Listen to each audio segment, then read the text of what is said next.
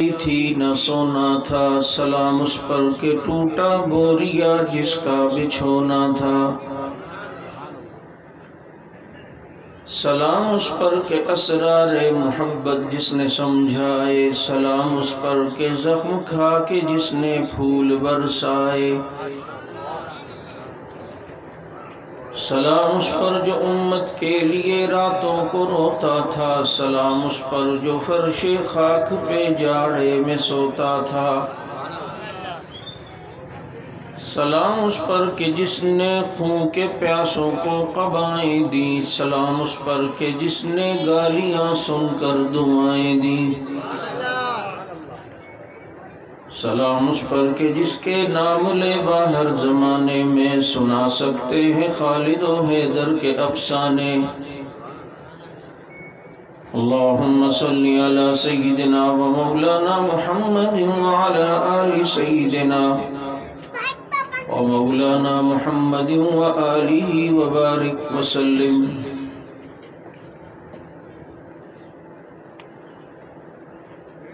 پھول ماریں گے نہ کلی ماریں گے،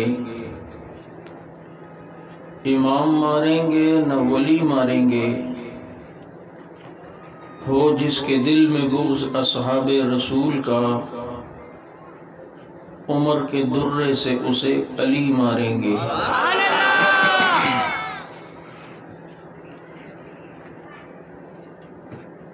کتنا بلند مقام ہے پایا صدیق نے، بستر نبی کے ساتھ لگایا صدیق نے، اور زینت کے خزانے کو الماس کہتے ہیں، لگے طلب پانی کی اسے پیاس کہتے ہیں۔ یوں تو سب کی پیاس بجھاتا ہے دریا، جو دریا کی پیاس بجھائے اسے عمر بن خطاب کہتے ہیں۔ گر شرم و حیا پر کوئی دیوان لکھے گا، ہے مجھ کو یقین وہ سیرت عثمان لکھے گا۔ اور چمن چمن ہے کلی کلی ہے، وہ تیرا علی ہے وہ میرا علی ہے۔ اور یہ سچ ہے، یہ سچ ہے کہ خطرہ اغیار بہت ہے، پر کیا کریں صحابہ سے پیار بہت ہے۔ واجب الاحترام، آج کا یہ پروگرام سیرت النبی صلی اللہ علیہ وسلم و عظمت صحابہ کے عنوان سے معنون ہے۔ مجھ سے پہلے بھی آپ حضرات یہاں بیانات سماعت فرما چکے ہیں۔ مولانا عثمان معاویہ صاحب آپ کے سامنے بڑے خوبصورت انداز میں نعت اور منقبت بیان کر رہے تھے۔ میں بھی مختصراً چند ایک معروضات آپ کے گوش گزار کر کے اجازت چاہوں گا۔ آپ کے علم میں ہے کہ آگے بقرہ عید آنے والی ہے، اور مسلمان بقرہ عید میں قربانی کا فریضہ سر انجام دیتے ہیں۔ جن کو اللہ نے قبول کیا وہ حج بیت اللہ بھی کرتے ہیں۔ یہ ساری عبادات یاد دلاتی ہیں سیدنا ابراہیم علیہ السلام کی، کہ جن کے خاندان نے قربانی دی، اور جو قربانی دیتا ہے اس کا نام بھی باقی رہتا ہے، اس کا کام بھی باقی رہتا ہے۔ صفا مروہ پر ایک عورت حضرت ہاجرہ بھاگی ہے، اللہ نے وہ بھاگنا قبول کیا، اور آج تک حج اور عمرہ کرنے والے صفا مروہ پر اسی طرح بھاگتے ہیں۔ یقیناً ابراہیم علیہ السلام جن کی اولاد میں اللہ نے ہمارے نبی کو پیدا کیا۔ ابراہیم علیہ السلام نے بیت اللہ کی تعمیر کی اور تعمیر کے بعد کہا کہ ربنا وبعث فیہم رسولا، کہ اللہ اس گھر کو تو میں نے بنایا ہے لیکن اس کو آباد کرنے والا بھی ایک بھیج دے۔ بیت اللہ کی تعمیر تو تیرے خلیل نے کی ہے، لیکن اس بیت اللہ کو آباد کرنے کے لیے اپنے حبیب کو بھی بھیج دے۔ آپ توجہ سے ہیں؟ چنانچہ ہم دیکھتے ہیں کہ ابراہیم علیہ السلام جن کے بیٹے کو ذبح کرنے کا حکم ہوا، اور ابراہیم علیہ السلام وہ پیغمبر ہیں کہ جن کے متعلق یہودیوں کا دعویٰ ہے کہ ابراہیم ہمارے، عیسائیوں کا دعویٰ ہے کہ ابراہیم ہمارے ہیں، مسلمانوں کا دعویٰ ہے کہ ابراہیم ہمارے ہی ہیں۔ اب ایک بات یہ یاد رکھیں کہ ہمارے نبی سیدنا ابراہیم علیہ السلام کی اولاد میں پیدا ہوئے۔ ابراہیم علیہ السلام کے دو بیٹے ہیں، حضرت اسماعیل علیہ السلام اور حضرت اسحاق علیہ السلام۔ حضرت اسحاق علیہ السلام کی اولاد میں ہزاروں نبی پیدا ہوئے، جو ابراہیم علیہ السلام کے بیٹے ہیں حضرت اسحاق، لیکن حضرت اسماعیل علیہ السلام کی اولاد میں صرف ایک ہی نبی پیدا ہوئے اور وہ سارے نبیوں کے امام ہیں۔ وہ واقعہ آپ نے سنا ہے علماء سے کہ شکر گزاری پر کتنا اللہ کی طرف سے انعام ہوتا ہے، کہ ابراہیم علیہ السلام جن کے بیٹا الگ علاقے میں رہتے ہیں، ابراہیم علیہ السلام الگ علاقے میں، ابراہیم علیہ السلام نے ایک دن کہا کہ ربا میں اپنے بیٹے سے ملنے جانا چاہتا ہوں اگر اجازت ہو، کیونکہ نبی جہاں جاتا ہے اللہ سے پوچھ کے جاتا ہے۔ ایک بغیر پوچھے چلے گئے تو 40 دن مچھلی کے پیٹ میں رہے۔ نبی جہاں جاتا ہے، یہاں تک کہ وہ دوسرے گاؤں میں بیٹا ہے تو بیٹے سے ملنے کے لیے بھی نبی جا رہے ہیں تو رب سے پوچھ کے، کیونکہ نبی جہاں جاتا ہے خدا سے بولو پوچھ کے۔ میں تو ابھی آپ کو چیک کر رہا ہوں کہ کتنے ذوق میں بیٹھے ہو، میں پٹری پہ پھر چڑھوں گا، نہیں تو میں تو ڈرائیور ہوں، کٹ مار کے نکل جاؤں گا۔ ابراہیم علیہ السلام نے کہا ربا میں جانا چاہتا ہوں، بیٹا ہے، باپ بیٹے سے نہیں ملے گا تو اور کون، لیکن بتایا کہ نبی جہاں جاتا ہے رب سے پوچھ کے جاتا ہے۔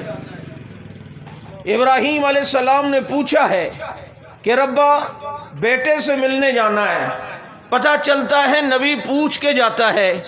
تو پھر ایک رات میں نے اپنے نبی کو بھی دیکھا کہ وہ بھی جب کافروں کے گھیرے سے نکل کے کسی کے گھر پہ گئے تو پھر تجھے یہ ماننا پڑے گا کہ شب ہجرت اگر نبی ابو بکر کے گھر میں گئے ہیں تو خدا سے پوچھ کے گئے ہیں، اگر وہ نبی ابو بکر کے گھر میں عائشہ کے نکاح کے اور عائشہ کے لیے پیام لینے کے لیے گئے ہیں تو وہ پھر اللہ سے پوچھ کے گئے ہیں۔ پھر وہ نبی اگر ابو بکر کو ساتھ لے کر مدینہ منورہ تک سفر کرتے ہیں تو وہ پوچھ کے کر رہے ہیں۔ پتہ چلتا ہے کہ نبی رب سے پوچھ کے جاتا ہے۔ اگر نبی ہمیں آج ابو بکر کے دروازے پر شب ہجرت کھڑے ہوئے نظر آ رہا ہے تو ماننا پڑے گا کہ نبی صدیق کے دروازے پہ گئے ہیں، خود نہیں گئے ہیں، رب کے کہنے پر گئے ہیں۔ رب کے ابراہیم علیہ السلام نے کہا اللہ بیٹے سے ملنے جانا ہے، کہاں اتنی دیر تک جانا ہے، اتنی دیر میں واپس آنا ہے۔ اور جب وہاں پہنچے بیٹے کے دروازے پہ دستک دی، اندر ان کی بیوی، کہا جی اسماعیل کا تو بکریاں چرانے گئے، شام کو آئیں گے آپ بیٹھیں۔ کہا نہیں مجھے اتنی اجازت نہیں ہے، بتاؤ گزر اوقات کیسے ہوتا ہے۔ اس نے کہا بڑی تنگی ہے، بڑی غربت ہے، فاقے بھی آتے ہیں، اور یوں ناشکری کی باتیں کی۔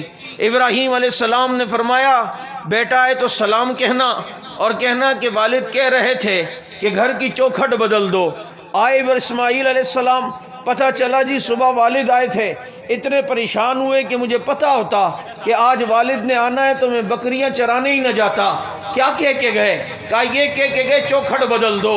کہا کہ میرا والد اس طرف اشارہ دے کے گیا ہے کہ ناشکری عورت پیغمبر کی بیوی بن کے رہے، ایسا نہیں ہو سکتا، چنانچہ ان کو طلاق دے دی، کیونکہ جو عورت ناشکری ہو وہ پیغمبر کی بیوی آخر تک ہو، ایسا کبھی بھی نہیں ہوتا ہے، پھر اسے پیغمبر چھوڑ دیتا ہے۔ اگر کسی بیوی میں ناشکرا پن آ جائے تو وہ اسے چھوڑ دیتا ہے۔ یہ بتایا ہے حضرت اسماعیل علیہ السلام کی سیرت نے، اور ہم ملت ابراہیمی پر ہیں تو ملت ابراہیمی یہ بتا رہی ہے کہ اسماعیل علیہ السلام کی بیوی کو پیغمبر ابراہیم نے کہا کہ کیسا گزر اوقات ہو رہا ہے، اس نے ناشکری کی۔ اسماعیل علیہ السلام کو والد نے پیغام دیا کہ بدل دو، یہ عورت اب تیری بیوی بن کے نہیں رہ سکتی، یعنی مرتے دم تک اسے نبوت کی زوجیت کا شرف نہیں رہے گا۔ تو پتہ چلتا ہے جو عورت ناشکری ہو وہ پیغمبر کی بیوی بن کے نہیں رہ سکتی۔ پیغمبر میرے محمد الرسول اللہ صلی اللہ علیہ وسلم کی جتنی بیویاں ہیں وہ آخر تک نبی کی بیویاں بن کے رہی ہیں۔ پتہ چلتا ہے ایمان تھا ازواج مطہرات میں تو وہ بھی بلندی پر، تقویٰ تھا وہ بھی بلندی پر، ہمارے نبی کی بیویوں میں زہد تھا وہ بھی بلندی پر، اور شکر گزاری تھی تو وہ بھی بلندی پر، وہ بھی۔ کچھ عرصے بعد دوبارہ کہا اللہ بیٹے سے ملنے جانا ہے۔ کہا ٹھیک ہے جاؤ، اتنی دیر جانا اور پھر اتنی دیر میں آنا ہے۔ گئے، دروازے پہ دستک دی، دوسری شادی کر چکے تھے اسماعیل علیہ السلام۔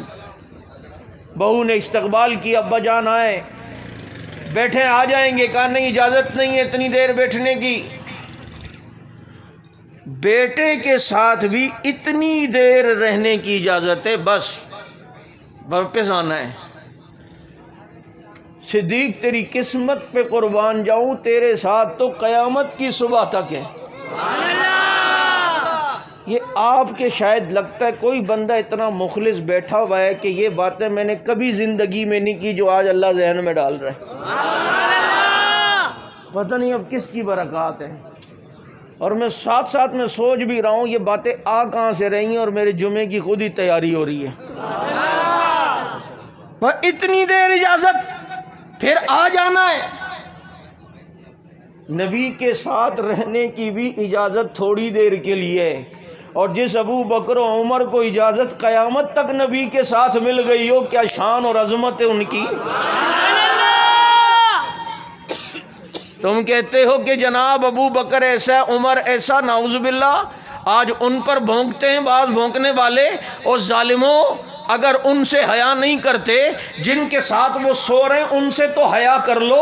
آج بھی ابو بکر صدیق نبی کے ساتھ سو رہے ہیں، اور اس طرح سو رہے ہیں کہ کتنا بلند مقام ہے پایا صدیق نے، بستر نبی کے ساتھ لگایا صدیق نے۔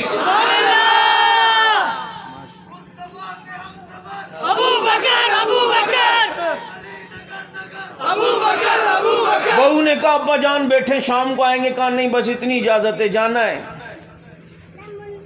گھر کا گزر اوقات کیسا چل رہا ہے؟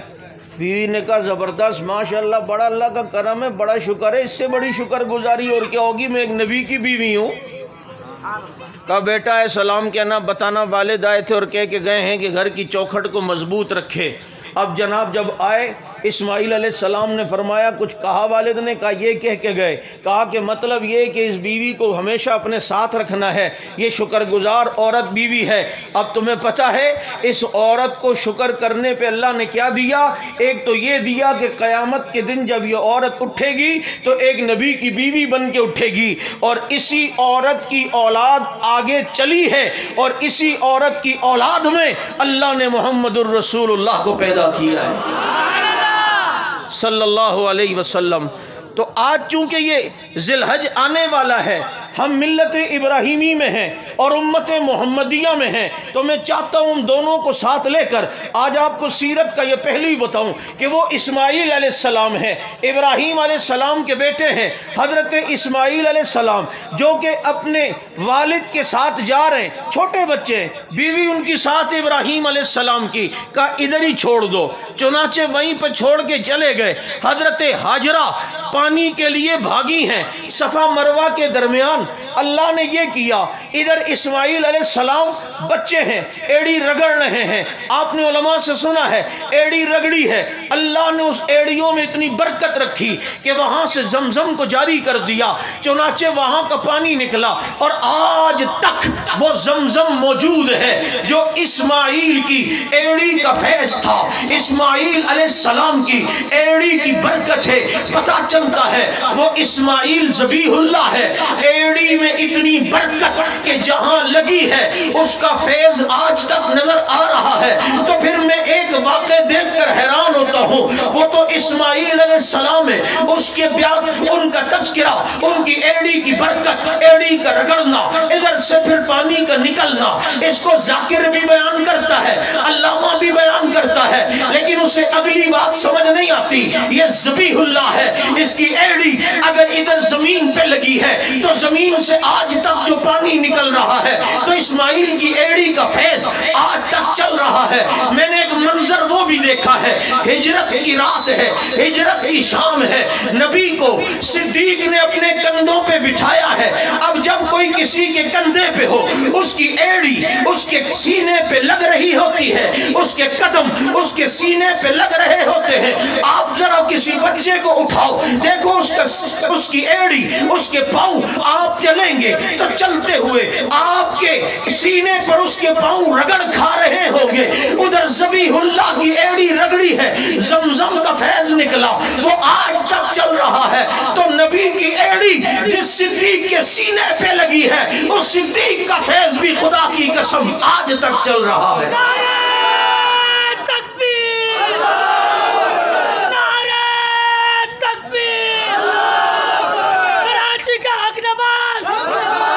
ذبیح اللہ ہے، ان کا فیض مانتا ہے، اور جو حبیب اللہ ہیں ان کا فیض نہیں مانتا، ایڑی رگڑی۔ اچھا، جہاں نبی کے پاؤں لگے، ایڑی لگی، وہاں سے نکلا زمزم، اور وہاں سے نکلا زمزم کا پانی، اس پانی کو دیکھ تو رنگ بھی نہیں بدلتا، ذائقہ بھی نہیں بدلتا۔ 2018 میں آخری بار عمرے پہ جانا ہوا، ابھی تک ہمارے گھر میں زمزم الحمدہ موجود ہے، دیکھو تو رنگ بھی نہ بدلے، دیکھو تو ذائقہ بھی نہ بدلے، دیکھو تو بو بھی نہ بدلے۔ میں نے کہا بھائی مولوی صاحب یہ کیسے ہو گیا؟ کہتے ہیں بھائی اسماعیل کی ایڑی لگی ہے، یہ نبی کی ایڑی کی برکت ہے، پانی پہ لگے، رنگ نہیں بدلتا، ذائقہ نہیں بدلتا، حیت نہیں بدلتا، اپنا انداز نہیں بدلتا۔ میں نے کہا بس مجھے مسئلہ سمجھ آ گیا۔ کہتے کیا سمجھ آیا؟ میں نے کہا میں نے ایک ذاکر کی، ایک نقوی کی میں نے تقریر سنی، کہتا ہے نبی کے بعد ابو بکر بدل گیا تھا، مجھے اب بات سمجھ آ گئی کہ اگر اسماعیل کی ایڑی پانی پہ لگے، وہ پانی کا رنگ نہیں بدلتا، تو جس صدیق کے سینے پر نبی کی ایڑی لگے، وہ صدیق کیسے بدل سکتا ہے؟ اس کا ایمان کیسے بدل سکتا ہے؟ اس کی حیت کیسے بدل سکتی ہے؟ اس کا جناب ایمانی تغیر کیسے اس میں آ سکتا ہے؟ وہاں زمزم اگر جس پر خلیل کی ایڑی لگے وہ بھی نہیں بدلتا، اور جس صدیق پر حبیب کی ایڑی لگے وہ بھی نہیں بدلتا۔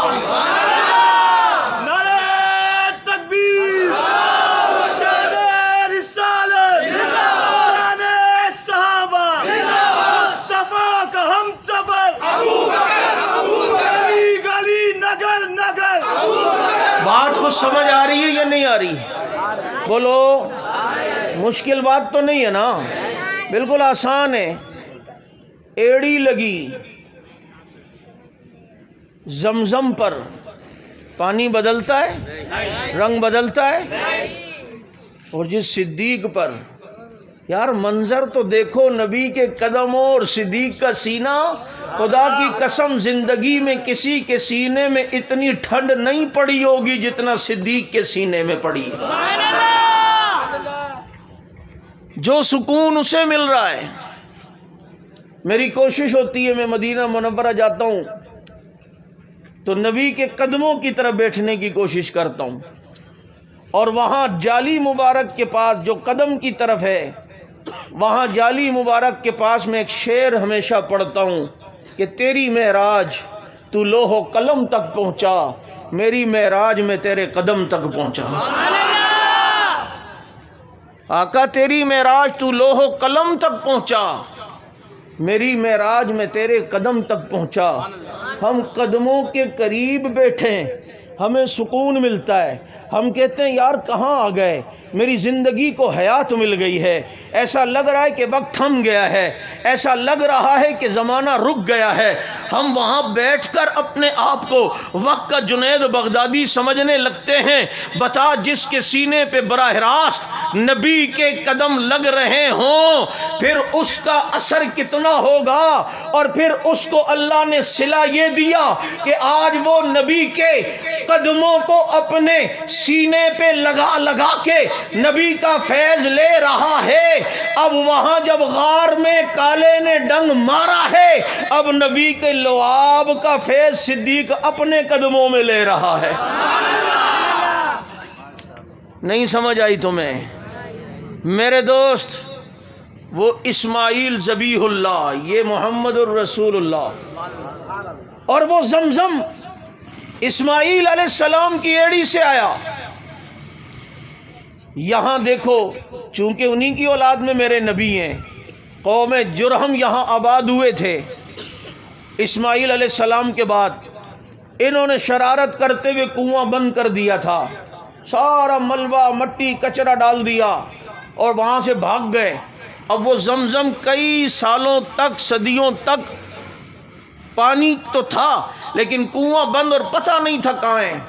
میرے نبی کے دادا عبد المطلب وہ جب تھے کعبے کے متولی، اب جب لوگوں کو پانی نے بڑا پیاس نے ستایا تو عبد المطلب نبی کے دادا کے پاس آئے اور آ کر کہا کہ آپ چونکہ کعبے کے متولی ہیں، قریش خاندان کے ہیں، آپ ایسا کریں کہ دعا کریں اللہ ہمیں وہ جگہ بتا دے کہ وہ زمزم کہاں تھا، ہم وہاں کھدائی کرنا شروع کریں. کیونکہ ہر جگہ تو کھدائی نہیں ہو سکتی تھی، مکے کے سنگلاق پتھروں والے پہاڑ ہیں. حضرت عبد المطلب نبی کے دادا نے طواف کیا، طواف کر کے دعا مانگی، رات کو سوئے. جب سوئے تو اب جناب خواب میں کوئی آ کے کہتا ہے کہ احفر زمزم، کہ زمزم کی کھدائی کرو. سوچتے ہیں کہ زمزم کی کھدائی کریں، کیا مطلب، کہاں کھدائی کریں؟ پھر ایک دن سوئے تو خواب آیا احفر زمزم من بین فرس و دم، کہ جناب زمزم کی کھدائی کرو خون اور گوبر کے درمیان کی جگہ پر. اب وہ جو جگہ انہیں خواب میں دکھائی تو وہاں چونٹیوں کا غول تھا. یہ دیکھو میرے نبی کی برکت تمہیں بتا رہا ہوں، اپنے نبی کی سیرت بتا رہا ہوں. اگر پہلے زمزم نکلا ہے تو وہ بھی میرے پیغمبر محمد الرسول اللہ صلی اللہ علیہ وسلم کا خاندان ذریعہ بنا ہے، یہ نبی کی برکت سے. اب جو زمزم نکل رہا ہے یہ بھی نبی کا خاندان ذریعہ بنا ہے، نبی کی برکت کی وجہ سے. حضرت عبد المطلب اٹھے، صبح کو کعبے کے پاس آئے اور اپنا خواب سوچ رہے ہیں کہ خواب میں آیا ہے احفر زمزم من بین فرس و دم، کہ خون اور گوبر کے درمیان کی جگہ وہاں زمزم کی کھدائی کرو. انہیں خواب میں چونٹیوں کا غول بھی دکھایا کہ خون اور گوبر کے درمیان جہاں چونٹیاں ہیں یہاں پر زمزم ہے. بات سمجھ نہیں آ رہی. اتنے میں ایک آدمی بیت اللہ میں جانور ذبح کرنے کی نیت سے لایا، اس نے جانور کو گرایا، اس کی گردن پہ چھری پھیری تو خون نکل گیا. اب جانور تڑپ کے بھاگا، یہ آدمی بھی پیچھے بھاگا اور اسے قابو کر کے جانور کو لٹایا اور پوری طرح ذبح کیا. پھر کھال اتاری، اس کی اوجڑی نکالی، اوجڑی پہ کہیں چھری لگ گئی، اوجڑی سے گوبر نکل آیا. ایک دم عبد المطلب کو خواب یاد آنے لگا، وہ سامنے جناب خون پڑا ہے، یہاں پر گوبر ہے. جلدی سے اٹھے اور اٹھ کے اس کی درمیان کی جگہ کو دیکھا تو وہاں پر چونٹیوں کا غول نظر آیا. لوگوں کو مکہ والوں آ جاؤ، تمہیں خوشخبری ہو، زمزم کی جگہ مل چکی ہے، زمزم کی کھدائی ہوئی ہے۔ اگر زمزم پہلے نکلا ہے تو نبی کے جد امجد حضرت اسماعیل ذریعہ بنے، زمزم بعد میں نکلا ہے تب بھی نبی کے جد امجد حضرت عبد المطلب اس زمزم کے لیے ذریعہ بنے۔ برکت کس کی؟ بولو کس کی؟ یہ سارا پروٹوکول یہ بنایا کس کے لیے گیا؟ رب کی طرف سے۔ اور پھر جب اسماعیل علیہ السلام کو ذبح کرنے لگے، میرے نبی نے فرمایا نا انا ابن الذبیحین، میں دو ذبیحوں کا بیٹا ہوں۔ اسماعیل علیہ السلام جن کی اولاد میں ہمارے نبی آئے، حضرت ابراہیم انہیں ذبح کرنے لگے، اللہ نے جنت سے مینڈا بھیج دیا۔ اب جناب حضرت عبد المطلب کے یہاں لڑکے نہیں ہوتے تھے، انہوں نے منت مانی کہ میرے 10 بیٹے ہوں گے تو ایک کو اللہ کے نام پر ذبح کروں گا۔ نبی کے دادا نے منت مانی، 10 بیٹے ہوئے، سب سے چھوٹے بیٹے کا نام عبداللہ، اور چونکہ وہ حسین بھی بہت تھے، اور کیوں نہ ہو کہ والد جو میرے نبی کے ہیں، والد جو میرے اور اتنے حسین و جمیل کہ ایک مرتبہ کہیں سفر پہ جا رہے تھے تو گاؤں سے آگے ایک گاؤں تھا، وہاں لڑکیاں کنویں پہ پانی بھر رہی تھیں۔ جو اس قبیلے کی سردار کی بیٹی تھی اس نے حضرت عبداللہ کو دیکھا تو اس کے قریب آئی اور کہا میرے نکاح کے لیے تو آپ اپنے گھر والوں کو بھیجیں، خود آفر کی شادی کی۔ انہوں نے کہا ابھی تو سفر پہ جا رہا ہوں، واپسی پہ دیکھوں گا۔ گئے، سفر سے واپس آئے، عبد المطلب کو کہا کہ اس طرح فلاں لڑکی اس نے خود نکاح کا پیام دیا ہے۔ عبد المطلب چلے گئے عبداللہ کو لے کر، ان کے گھر پہ پہنچے، گھر والوں نے بٹھایا، کہا جی آپ کی بیٹی نے نکاح کے لیے کہا تھا، ہم تیار ہیں۔ وہ لڑکی آئی، حضرت عبداللہ کو دیکھا اور دیکھ کے کہا میں نے تو ان سے شادی نہیں کرنی۔ انہوں نے کہا کیوں، بلایا کیوں تھا؟ اب عبد المطلب وہ تو بھائی عرب لوگ تھے، خاندانی لوگ، تلوار نکال لیتے تھے، کہا بلایا کیوں؟ پھر بلایا کیوں؟ کہا کہ اس لڑکی نے کہا آپ ناراض نہ ہو، مجھے لگتا ہے عبداللہ کی پہلے کہیں شادی ہوئی ہے۔ کہا ہاں ان کی بیوی آمنہ، کیا ہوا تو دوسری شادی ہو گئی تو؟ کہا پہلے کیوں کہا تھا کہ شادی میرے سے کرو؟ کہا آپ ناراض نہ ہوں، اصل میں اس دن عبداللہ وہاں سے گزر رہا تھا، اس کی پیشانی پہ میں نے ایک چمک دیکھی اور اس چمک میں مجھے آخری نبی کی جھلک نظر آئی۔ میں سوچنے لگی یہ میرا شوہر بن جائے اور میں اس آخری نبی کی ماں بن جاؤں۔ آج جب عبداللہ آیا ہے، اس کی پیشانی میں وہ نور اور وہ چمک نہیں ہے جس میں مجھے نور نظر آئے، چنانچہ اس لیے شادی کا انکار کر رہی ہوں کہ جو نعمت میں چاہتی تھی لگتا ہے وہ آمنہ کی قسمت میں چلی گئی ہے۔ یہ فیض ہے میرے نبی کا، یہ شان ہے میرے مصطفیٰ کی صلی اللہ علیہ وسلم۔ ابھی آئے نہیں میرے نبی، لیکن میرے نبی کے تذکرے پہلے ہیں، میرے نبی کی باتیں، میرے نبی کا ذکر پہلے ہے، بہت پہلے۔ جبھی تو طبہ نام کا ایک بادشاہ جو یمن کا بادشاہ تھا، مدینہ منورہ میں اس کا بیٹا کسی کام سے آیا، قتل ہو گیا۔ اس وقت مدینے کو یثرب کہتے تھے، یہ ہمارے نبی کے آنے سے بہت پہلے کا واقعہ ہے۔ طبہ کو پتہ چلا میرا بیٹا یثرب میں قتل ہوا، وہ ہاتھیوں کا لشکر لے کے آیا۔ اور آپ کو پتہ ہونا چاہیے آج بیت اللہ میں جو غلاف ہے، دنیا میں سب سے پہلے اگر بیت اللہ میں کسی نے غلاف چڑھایا ہے اس کا نام بھی طبہ ہے۔ اور یہ طبہ الحمیری، یہ وہ بادشاہ ہے جب مدینہ منورہ میں آیا اور مدینے والوں پہ چڑھائی کی تو یہود کے کچھ علماء ہیں اور کہا تم کیا چاہتے ہو؟ اس نے کہا میں اس شہر کو صفحہ ہستی سے مٹا دوں گا جہاں میرا بیٹا قتل ہوا ہے۔ تو یہود کے علماء نے کہا تو اس بستی کو نہیں مٹا سکتا، اس بستی نے رہنا ہے قیامت تک۔ کہا کیوں، میرے لیے کیا مشکل ہے، کیوں نہیں مٹا سکتا؟ ان یہود کے علماء نے اپنی کتاب نکالی اور کہا اس کتاب میں آخری نبی کی نشانیوں میں سے ایک نشانی ہے کہ وہ نبی اسی جگہ ہجرت کر کے آئیں گے. تو جس جگہ آخری نبی نے آنا ہے اس شہر نے لینا ہے. اب دیکھ نبی آئے نہیں لیکن نبی کا تذکرہ پہلے ہے. طبہ کے دل میں نبی کی محبت آ گئی اور طبہ نبی پر ایمان لے آئے. اسی لیے نبی نے فرمایا لا تسب الطبہ، طبہ کو گالی نہ دینا، اس لیے کہ طبہ ایمان لے آیا تھا. اور طبہ نے پھر میرے نبی کی شان میں اشعار پڑھے، شہدت علی احمد انہ من باری النسم، میں اس احمد پر ایمان لایا جو باد صبا بن کر آئے گے. فلو مد عمری لا مدہ لکنت وزیر لہ وابن عمی، اگر میری زندگی میں وہ نبی آ گئے تو میں اس نبی کا چچا زاد بھائی بن کے رہوں گا. وجاہدت بالسیف اعداءہ، اور میں اس نبی کے دشمنوں سے مقابلہ کروں گا. وفرجت عن صدرہ کل غم، اور اس نبی کے سینے سے سارے غم نکال دوں گا. پھر طبہ نے گھر بنایا اور اس کی چابی ایک شخص کو دی اور کہا کہ تو مرنے لگے تو اپنے بچے کو وصیت کرنا اور یہ چابی دینا کہ جب وہ نبی جب بھی آئیں میرے گھر پہ رہیں، نسل در نسل یہ چابی چلتی رہی. پھر میرے نبی دنیا میں آئے، ہجرت کر کے مدینے پہنچے. جب وہ مشہور بات ہے ہر ایک عاشق نے کہا تھا ہمارے گھر آئیں، تو نبی نے فرمایا کہ اونٹنی جہاں رکے گی وہی میرا گھر ہوگا. چنانچہ یہ اونٹنی جا کر ابو ایوب انصاری رضی اللہ تعالیٰ عنہ کے گھر کے سامنے رکی. اور کرنگی کے مسلمانوں، یہ ابو ایوب انصاری کا گھر نہیں تھا بلکہ یہ وہی گھر تھا جو طبہ نے میرے محمد کے لیے بنایا تھا. نبی آئے نہیں، تذکرہ پہلے ہے.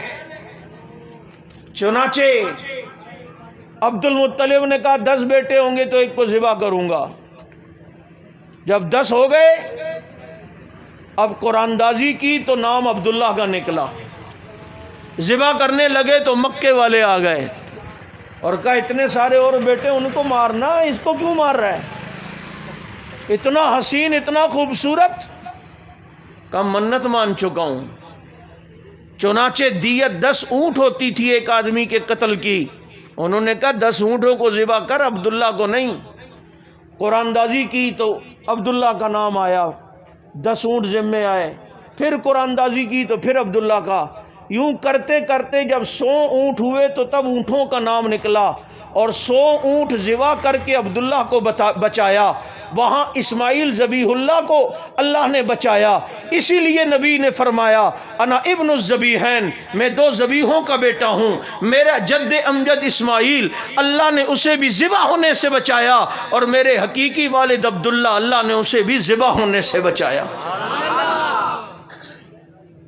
یہ میرے نبی کی عظمت اور شان.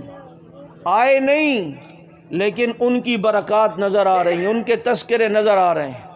اور یہ نبی کی برکت ہے کہ نبی کے صحابہ بھی دنیا میں آئے نہیں لیکن نبی کے صحابہ کا تذکرہ بھی پہلے. بولو نبی کے صحابہ کا تذکرہ بھی پہلے. اصحابی کالنجوم، کہا صحابہ ستاروں کی طرح ہیں اور ستارے چمکتے بھی اندھیرے میں ہی ہیں. نہیں سمجھ آئی؟ ان کا تذکرہ آتے ہی دیکھو یوں لائٹ گئی اور بتایا ستاروں کا ذکر ہو تو پھر اندھیرا ہو تاکہ ستاروں کی چمک زیادہ نظر آئے. بابا آسمان کا حسن بھی تو ستاروں کی وجہ سے ہے نا. اللہ نے آسمان کو ستاروں سے مزین کیا اور زمین کو محمد کے یاروں سے مزین کیا.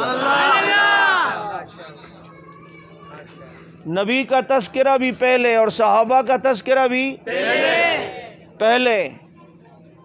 ابھی صحابہ بھی نہیں آئے، ان کا تذکرہ بھی رب نے پہلے کیا. جبھی تو حضرت عمر رضی اللہ تعالیٰ عنہ کو بچپن میں ایک یہودی نے دیکھا اور کہا بیٹا یہاں لکھ دو کہ تیری حکومت آئے گی تو مجھے نہیں نکالے گا. کیا کہا؟ ماشاءاللہ جنریٹر بھی عوام کے درمیان میں رکھا ہے تاکہ مولوی کی ٹر ٹر نہ سنے، جنریٹر کی ٹر ٹر سنے. جنریٹر پیچھے ہوتا ہے. نہیں سمجھ آئی؟ یہ تو پھر بھی تم نے وہاں رکھا ہے. میں ایک پروگرام میں تھا، انہوں نے جنریٹر یہاں رکھا ہوا. اب یقین کرو بالکل اسٹیج کے ساتھ، اور پروگرام بھی رب نواز حنفی کا، نازک پری کا۔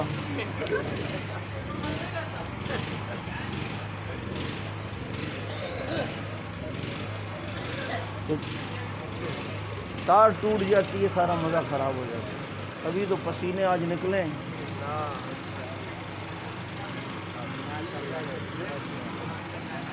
مولوی صاحب کو پروگرام کی فکر نہیں ہے، اپنی جوسیوں کے اعلان کی فکر ہے نا؟ دیکھ لو، تھوڑا بہت کشف ہم کو بھی ہو ہی جاتا ہوگا۔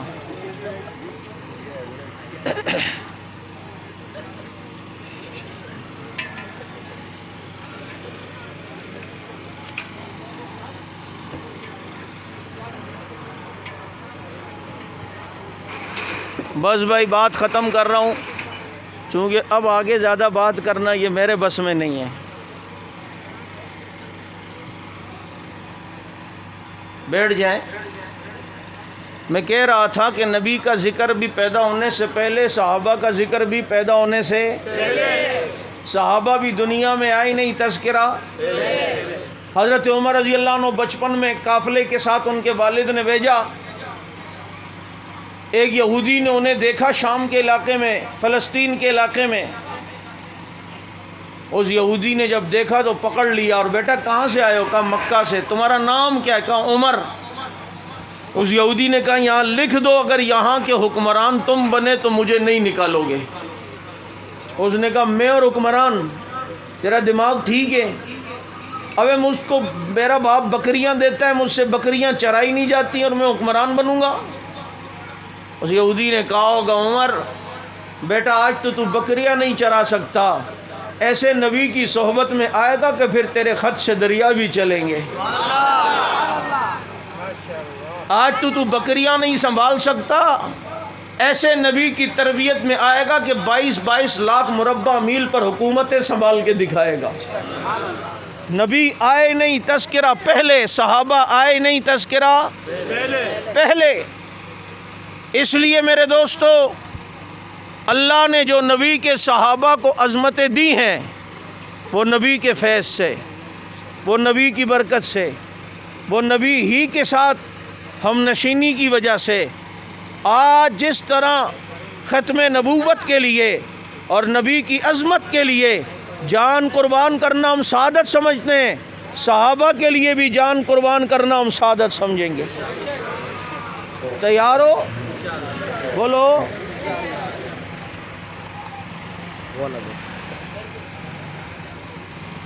وآخر دعوانا الحمدللہ رب العالمین۔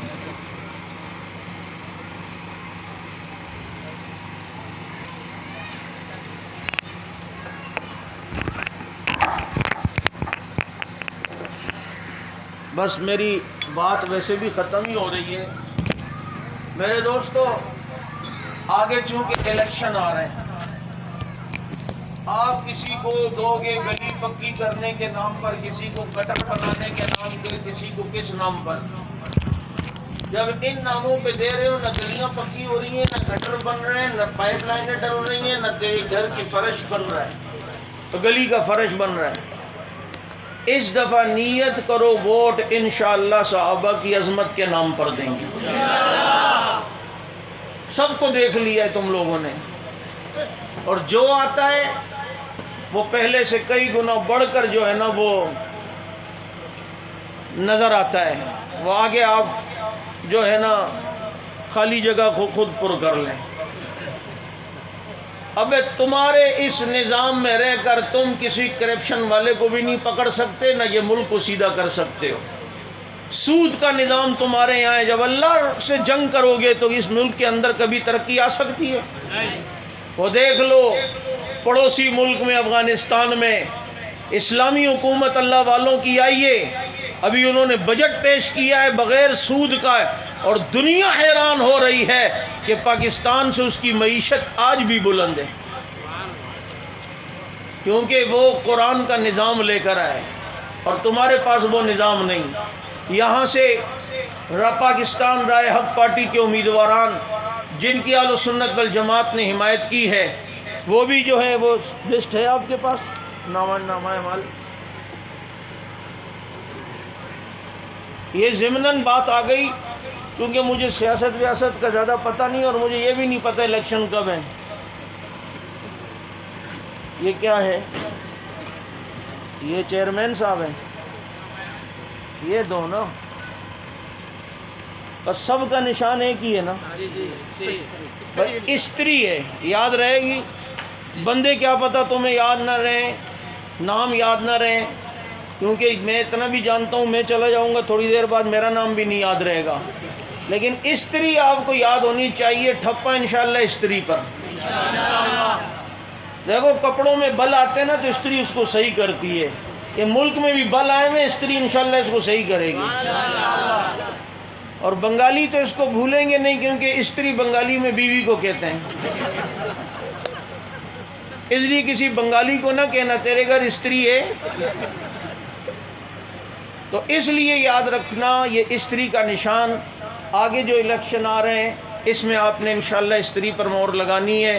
صحابہ کی عظمت کے لیے کام کرنے والے یہ امیدواران کھڑے ہیں میدانوں میں، آپ حضرات نے ان کا ساتھ دینا ہے.